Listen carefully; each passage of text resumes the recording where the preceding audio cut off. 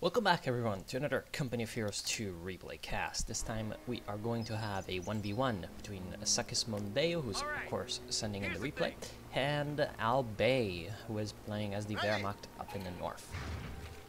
So, we're just gonna check this out, and of course Langorskaya. So yeah, it is this map. It's gonna take a while to finish, although thankfully it's reworked, so it's not as bad as it used to be in terms of the stalemate that it can produce. Anyway, MG42 and infantry company, and a second MG42, even though he got the infantry company. Why, Albay? Why? Well, we'll see. Of course, MG42s are good on this map, and he's actually positioning... Wow, look at this prediction. What a master. He's actually just already predicting that the enemy is going to push up his riflemen through here to the VP, and he was correct. So, yeah. 2 rifle squads from Sakis Mondeo. The second one, of course, can come in and flank. So, maybe he should have left the first one there to draw fire and just, you know, absorb some rounds just to keep this MG where it was. Now, it's going to have a chance to escape out of there. Although, still, these riflemen are just way too behind the machine gun's arc of fire at this point, so they're gonna just stay there and draw some fire and then get around the secondary entrance, which was a very, very nice move, so that he can avoid the arc of fire and come in and destroy these machine gun crew. So that was a pretty good play. Just neutralizes the machine gun for a little bit. We do have a grenadier squad coming straight out of the infantry company into the action, and these riflemen are kind of caught between a rock, a hard place, and some barbed wire, so they're really without options here. I would just retreat if I were Sakis Mondeo. Oh no, he's gonna lose the rifle squad. Barely escapes, just thanks to the fact that this road for some reason is not negative cover. Otherwise he would have definitely lost that squad, and he probably should have lost that squad. Yeah, that was not very good, but it has allowed Sakis Mondeo to get some extra map control. Let's see if we can control what he has and continue to put up pressure on the Germans. Riflemen, of course, trying to do the thing, and at long range, I'm guessing that these grenadiers will win this fight. You know, hiding behind the hay bales apparently is the equivalent of hiding behind a tractor. But the grenadiers decide to charge in, which is a very, very huge mistake, because the riflemen are much better at close range with those repeating the rams, as opposed to the bolt-action Kar 98. So as you can see, the DPS difference at close range is making itself felt. The grenadiers were at full HP, whereas the riflemen were at less than half, but they were able to actually wipe out the grenadier squad. So that was a big, big mistake by Albay. The Doomkopf grenadiers moving in, and yeah, the third rifle squad is now up here to reinforce, and it can get behind these grenadiers. But the grenadiers will, of course, you know, put the final nail on the coffin of that rifle squad. And this, because the riflemen were not quick enough in getting in close, means that they're going to take a little bit of extra damage, but they do manage to get close, and now they're just going to absolutely mow down these grenadiers. As you can see, at close range, there's just no question as to which squad is superior, because these guys just fire so much faster than grenadiers. You can put out many more rounds than the Grens can, and the conclusion is pretty much foregone. We do have a Flammenwerfer to get these guys out of cover, but why is he not firing the Flammenwerfer? Oh well, takes a little bit too long to do that, but still manages to get in close and you know, roast up some rifles for his dinner, and almost kills them. You know, had he actually fired the Flammenwerfer from its maximum range, maybe he would have killed them. Whatever. Yeah. Looks like these rear echelons have been doing a very nice job, by the way. Look at the left side. So we've got all the points under Allied control. We do have a machine gun randomly positioned in this building, but it's not doing anything. Let's check out its veterancy. Yes, it hasn't done exactly the most. It's done nothing. So yeah, that's not that great, because, well, these the machine gun would just try to get a cap here.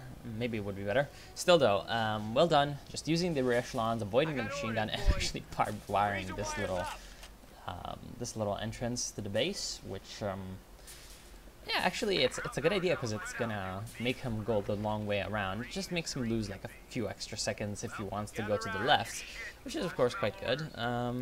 Might as well do it instead of not do it. Tenet is on the field for Sakis Mondeo, so that means that he is going for a half track maybe, because he does have 60 fuel, 60 fuel plus the ambulance, so he's got everything covered when it comes to infantry. He's going to use his rearguns though. Veteran know-how will help. Just got a report of an infantry unit being wiped out. He's gonna buy a new rifle, Rearschlag. The enemy is overrunning one of our capture But points. I think that's a mistake. I think he should have gone for the AA half-track because his opponent really has nothing to counter it, except for maybe if he gets the Vet 1 on the machine gun. But yeah, he's only now going for the light mechanized company, so he doesn't have a pack yet. He's not going to be thinking about a pack, I don't think. At least not in the immediate vicinity. And he's going to go for the mechanized company. Might go for the half-track. People really like the half-track. And in fact, he is not going for an AA. He is going for an M20. No. The M20 is good. Don't get me wrong, but when you have 80 fuel and you have the M20, so it means that you had 100 fuel. It would have just been better to go with the AA half-track, in my opinion. Oh no, he could have just stayed here and killed the Grenadier squad. Oh no, instead he goes for the machine gun, which, well, this machine gun is veteran C1, so it could be bad. Of course, he's going to just eat the smoke and get the flamethrower in close range, so that's pretty good. That's enough for him. But now we do have the scout car, so the scout car is going to counter the M20 utility car unless the M20 can get a good mine and lure in the scout car. So yeah, it's kind of okay, finally gets the kill on that Grenadier squad. So it's still, in my opinion, going for an A half-track would have been just so much better because it would just be untouchable by the scout car unless you made a big mistake with it. Meantime, on the left, it seems like we have this rifle squad doing its thing against the MG42. And yeah, the scout car is going to come in and assist. I'm still not sure about this. Still not very sure about this. Tactical point being captured. Now he can finally cap that right fuel point back up again. But the Germans are going to get the left, so it's kind of an equal exchange. However, the Allies do have the triple cap in terms of EPs, so they're really draining the Germans quickly. Not that good for them. The capture point is being overrun.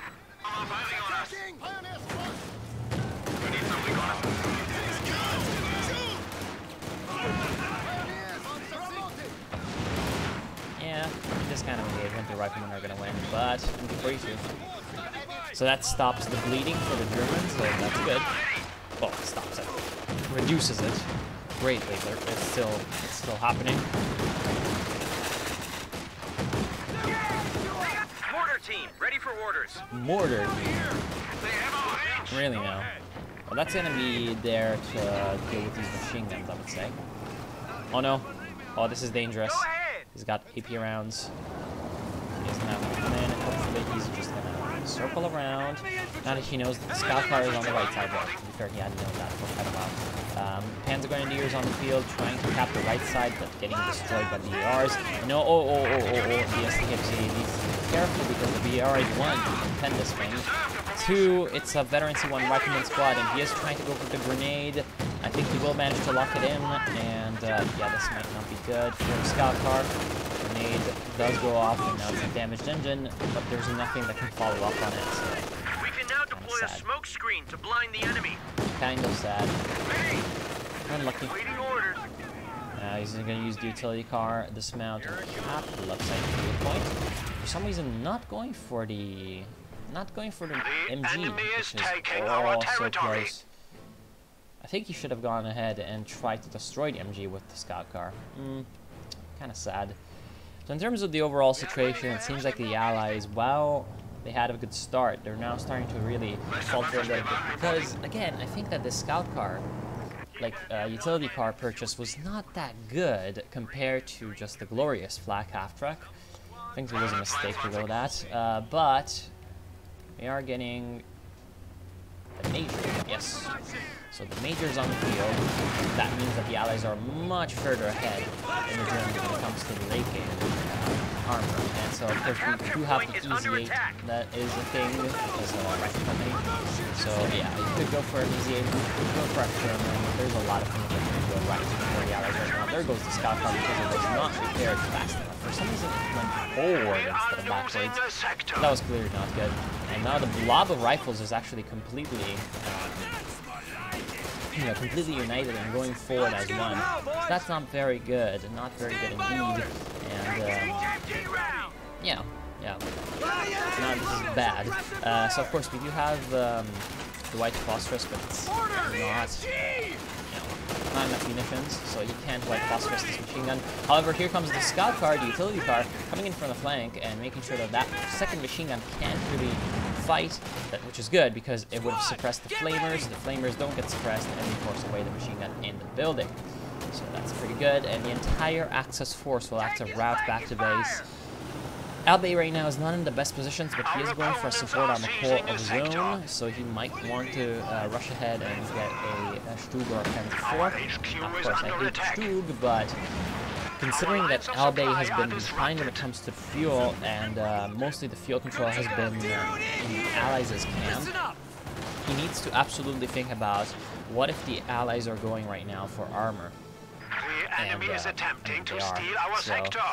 Yeah, needs to be thinking about the armor, and Stugs would be a good thing to counter some enemy tanks, along with a pack, just to be completely honest.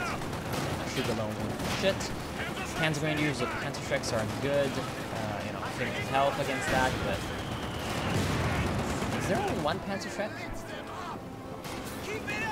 Yeah, why the hell is there only one Panzerschreck? Because he lost the other one. I think he's lost the second Panzerschreck somewhere. The Allies don't surely seem to have a Panzerschreck. Just checking out if any of these squads are deceiving me with their weapon icons. But it doesn't look like it, to be honest. And oh no. Why does this guy continue charging riflemen with grenadiers? Like, that is just... oh my god. Long-range unit charging into a close-range unit is just like, what the hell? Anyway, these machine guns are really the cornerstone of the Axis infantry fighting force, so they should really keep them alive and well positioned. If I were the Axis, again, I would go for an 80-gun at Stug, just to, or either Stug or a Panzer IV. Panzer IV is always good.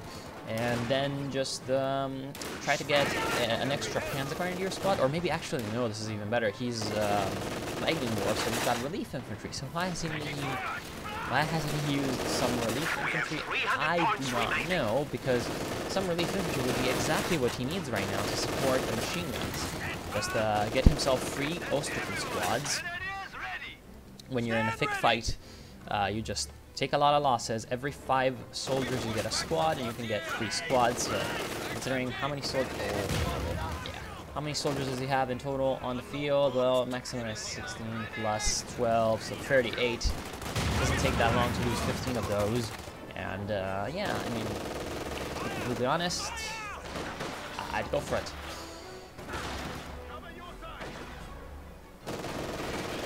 I'd go for it, because it would give him 3 extra squads, which would be useful for capping, and it would be useful for, again, supporting that machine gun. Supporting... oh no, he's making the biggest mistake of his life. No! Why are you doing this to me? Like, Flak Panzer IV Ostwind. It's literally the only thing out of the tier 3 that is a bad idea right now. Because it's obvious, okay? It's obvious. The enemy has the fuel, and they have a major, you're going for a tank. If you're going for a tank, you don't want an Ostwind. You want a Stug or a Panzer IV. So right now, here comes fair warning. That's so perfect! Fair warning! That is literally perfect. That is literally perfect. So, fair warning over here. Literally... there. Like, it was literally a fair warning. But he hasn't taken it. He hasn't taken it, and now he's in trouble, because he's got Ostwind, and he's used all of his fuel on the Ostwind, and his opponent has an easy 8 on the field, so the easy 8 of course can be very nasty against both infantry and vehicles. Not sure why he hasn't upgraded the 50 caliber Browning. Very, very useful. He's going to be unfortunate to find these Panzer Grenadiers right away, so I'm going to have to escape a little bit. However, he can use the Easy 8 pretty good effect now. Doesn't stay in fire of those Panzerschrecks. Also very nicely using the Grenadiers, finally managing a good flank and getting the mortar crew down. Oh no! Oh no no no no no! Why are you going back in against the Panzerschrecks? That's the only squad on the field that can do damage to the Easy 8 right now. So yeah, that really took away from the impact of the Easy 8 at the start, so it's pretty bad because this Easy 8 really is going to rely on the time in which this guy over here, Albay, does not have an infantry to support those Panzerschrecks. Because right now there's only the Panzerschrecks on the field. He is very, very weak. Honestly, had that Easy 8 been a little bit more careful, it could right now come in and destroy this Flak Panzer Ostwind relatively easily, or at least do a lot of damage. Instead, the Ostwind is destroying the American infantry, which is of course bad. Oh, there was a Regiment squad. That was vet free with BARs, so very, very bad. And oh boy, the car getting frosted. Heavy machine gun team ready for orders. Machine gun. Not a bad move, I would say. Needs some extra help against this infantry. So now that Albay has an AT gun, he can use the AT gun and the Panzerschrecks to support the Ostwind. And at this point, he is going to be a lot more safe than he was just a couple of minutes ago. Oh, that is so sad. Opportunities missed. And is that the M1? Yes, that is the M1 mortar. So tables turning just out of nowhere, RKO, on the Allies. Now the Germans are in a much better position. What the hell is going on? So the utility car decides to charge in against the Ostwind, which is not the best idea ever. But it does manage to lay down some smoke, and now the Easy 8 is moving in as well, which might be very, very good. But oh no, I think the Easy 8 is going to die. So he's moving in way too aggressively, and now he's going to take Panzerfaust. Oh, he was lucky as hell to get those smoke shells in place before any Panzerfaust. Still though, utility car is dead, and probably these rear echelon troops are as well, so oh no. Now the Axis infantry is so superior to the Allies. This guy is still on part of his vehicle, no, he's not. We lost an infantry unit. Still though, he keeps trying to use the Easy 8 to fight these Panzerschrecks. I mean, as soon as he sees these Panzerschrecks, the Easy 8 can fire at longer range than the Panzerschrecks can. So what he should honestly just do is keep at maximum range and kite away. Just make sure that the Panzerschrecks can't do what they do best. And now he's going for a Sherman, which is a good choice in my opinion, because at this point he's going to need some... Oh no, this is not the best idea ever. He does manage to crush the Grenadier squad, and oh, he does not actually get... That's very lucky. Had he gotten Panzerfausted, he'd be screwed right now. Although he's also not in the best place. He's going to run away.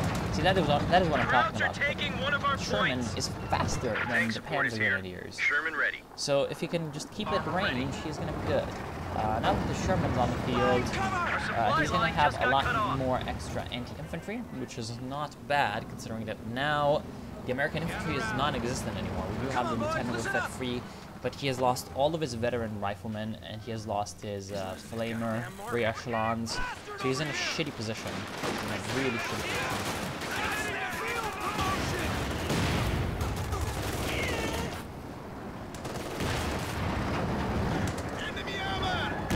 And now, yep, the Sherman showing its superiority once again.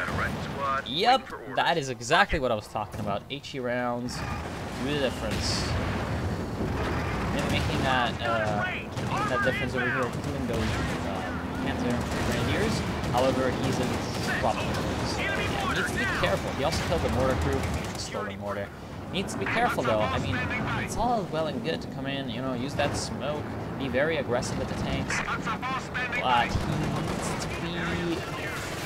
he needs to be very, very careful. Just because, like, there's a lot of Panzerfaust on the field, 3 of them. Not the most, but it's still a good amount. And there's no more Panzerschrecks, but there still is that pack for 40 anti-tank gun, and there now is a P4. Yeah, so that is pretty nasty. Now here comes the Sherman. Is he going to be able to wipe that the Grenadier squad? I think so. Oh no, he damn it, he switched to armor piercing at the worst possible second. That is very unfortunate. At this point, what the allies probably do is just oh no no no no no no no no no no no no no no no no. Oh no.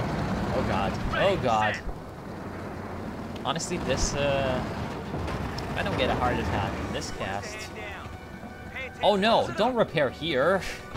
The Germans can just like move up 20 meters and be already close enough to shoot your tank crew. So probably should go back to base, you know? Still, what the Allies need to do at this point is focus on wiping out enemy troops and getting a triple cap. So of course there's that's where the Panzer ship was. That is where the Panzer ship was. So it was dropped and it was picked up by Grenadiers. That's fine. Still though, what the Allies really need to focus on, in my opinion, right now, is now that they... Oh, what? Major artillery? Seriously? 60 munitions. 60 munitions just to make him not cap the VP. The enemy is overrunning one of our capture Should have saved that. Should have saved those 60 munitions. To be completely honest, what they need to do is focus on wiping out these small number squads. Because if they wipe out the veterancy on these Brens, well, that means that they're not really... Oh yeah, okay. This might be awesome. This is going to mean that the Germans are going to be without... Oh, he misses the shot. This is unfortunate, and now here comes the Stuka close air support, doing a lot of damage to those tanks. Oh, but this is a trap. So he's moving in, and now he is basically in the line of sight from tank him. Thankfully, he decides not to. Let's take the bait and charge in. Also, partially because I think he knows that the command is. So the reason why I say that he really needs to focus on wiping out forces and units, so that he kills that veterancy. Once he kills that veterancy, his infantry can get a little bit of extra time to get some veterancy of their own and reestablish map control. That was what was going so good for him in the early game. He was getting that map control through his infantry, and it's not necessarily like just because it was in the early game and so close infantry has a little bit more free reign. It can work right now as well, and it is going to need to work if he wants to have some good control over this game. However,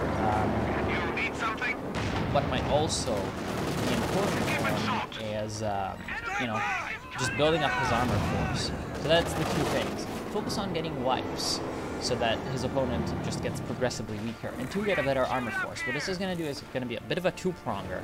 There's like two ways to win in the late game. You either kill all of their like good units and they surrender, or you know, you can just charge them back, force them back to base, you know, take all the points. Or you just hold the VPs long enough and you win by VPs and just an attrition slog. And to be honest, the slog kind of playstyle, at this point the Germans are at 174 VPs, so it would be viable. As you can see right now, we do have a triple cap for the Allies, but it's not going to be that easy to maintain. It's not really safe, because especially when you're against the Germans, this guy can get the Tiger, so yeah, just waiting for the late game against the Wehrmacht, who's just slowly but surely ramping up. Now he kills the veterancy for free, sorry, right here. It's very, very good, of course. Still, yeah, just attritioning him out is good, but at the same time, it might just be better to make some big pushes, get wipes on enemy units so that he can't fight back. You know? It might be more safe that way. And especially with the kind of composition that he has, he's pretty good at that. Like, the Sherman's good at wiping out infantry. With the EZ-8, he can do a lot of damage against tanks. And then he can follow up with a lot of infantry and to clean up whatever scraps are there. So that's good. Let's see though. I mean, Albay decided to go with an interesting strategy of going with a lot of Panzer IVs, a lot of tier 3 units. Which is, in my opinion, a mistake because he was just finally, slowly but surely, getting back into this game. He had managed to get, partially, speaking of that, partially through his own good play and partially through some very bad play on Psychos Landeo's part. such as putting some infantry in the like worst possible place ever, and also facing an Ostwind with only one Vet 1 rifleman and a lot of not anti-tank grenade equipped infantry. Partially through those things, he was able to get back into the game. He was able to get some map control back into himself, so he was finally starting to get some feel of his own. And oh no, okay, he's finally running away. He was finally able to get some feel of his own, and you know, really start to look forward to a late game, right? Really start to scale into that. Also, oh, a second Sherman. Really now? Interesting. Yeah, and then he just decides to not really throw it all away, but not capitalize on it by getting a lot of P4s. So it's like, yeah, sure, P4s are good. Tier 3 units for Wehrmacht, nothing wrong with those, pretty good. But, like, you picked lightning for, okay? If you didn't want the Tiger, or you didn't want to use the relief infantry, you might as well have picked Blitzkrieg Doctrine, which would have given you the Panzer Technician, you know, much more useful for the Tier 3 Panzers as well, because they're a little squishy, and it would have been a lot more useful, you know? You would have still had the structural source support. The only thing that's keeping him alive right now is this great path. Vet 2 already, almost Vet 3, destroys the P4 in exchange for the veterancy to... oh boy, someone leave that Sherman. Might, because it's being a derp. What is the Sherman doing? Ah, he's gonna do that Sherman. P4 chases. He's not gonna chase. He is gonna chase. What is gonna happen? Oh, he chases from the other side. Now the other Sherman's moving in. Oh god, oh god, oh god, this Panzer IV commander is like, yeah, but he just fails. Yeah, okay, so now, again, like, thanks to this path, which is the only thing that's, like, doing anything, the Germans have a troll cap, and the Allies are without Easy 8s, but they can get a new Easy 8 on the field. And, I mean, the exchange of the Easy 8 for the P4, I would say, is pretty damn good for the Axis. He's going for a second Ostwind. Jesus fucking Christ. That is not very good. That is not very good. And by the way, hold on, sorry. Okay. Knock it off. Area secure. Listen up. Ostwind standing by. Like, why would you go for a new Ostwind? Like, his opponent is infantry, sorry, not infantry, he is a rifle company. He knows that there's going to be Easy 8s. And the few riflemen that he has, he can deal with the MG42. So, why a second Ostwind? Why, my friend? What the fuck? What the fuck are you doing? He's also going for a new pack, which is not a bad idea. Because he thinks that he can just support the Ostwinds with packs. Not the worst idea ever, but he needs to have those packs be in good position all the time. So, yeah, that's kind of the problem with that. Also, he's lucky that these bloody Shermans never seem to go on armor, high explosive. They're always on armor piercing. I guess because he's kind of afraid of encountering this P4. Although, considering that now there's only one P4 on the field, might want to just keep them on HE all the time. And he's going for a Jackson instead of Easy 8. Not the worst idea ever. Actually, that's a pretty good idea. I like it better than the Easy 8 right now, that I think about it, because there's kind of tunnel visioning onto the Doctrine.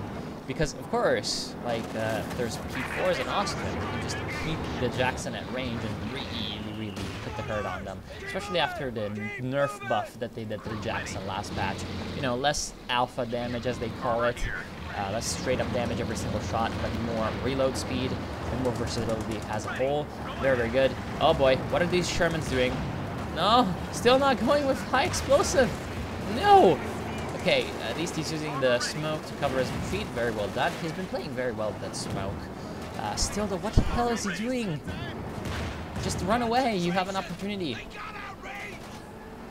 Also, I'm really, really confused as to why he's just not putting these guys on high explosive. Like, what he needs to do is he needs to kill these packs, and oh boy, Austin just, yeah, he just showed up to the wrong neighborhood. And this is exactly what I was talking about with packs. The packs may be good, but they're not the most versatile thing ever, so now that we're out of position, they allowed these other German vehicles to just take a nasty, nasty beating. And so, of course, he's going to lose 2 Ostwinds for 1 Sherman so far, and for an MG, I guess. But he keeps moving in, and now he's got the P4 moving in. Not the best idea ever, because he's facing off against the Jackson over here, and yeah, the packs can't really come in and support because of all the smoke that is around from the destroyed tanks, from the Sherman. So right now, and also from the fighting position machine gun, just kind of pushing them away. So there goes the Panzer, and I mean, the Germans are going to come in and cap this, but now they're out of armor, and they don't have enough fuel to replenish said armor. Where is the rest of the German force? It was back at base, not really coming in and helping. So yeah, that is kind of the problem in getting, you know, a force composed of a lot of specialized units, which is what he did. He got the tanks that could fight the infantry, then he got a lot of anti-tank guns, he got, you know, different kinds of infantry, all well and good, but if you can't really make these come together and perform in the decisive engagements, then an opponent with more versatile troops, more versatile units, will really crush you.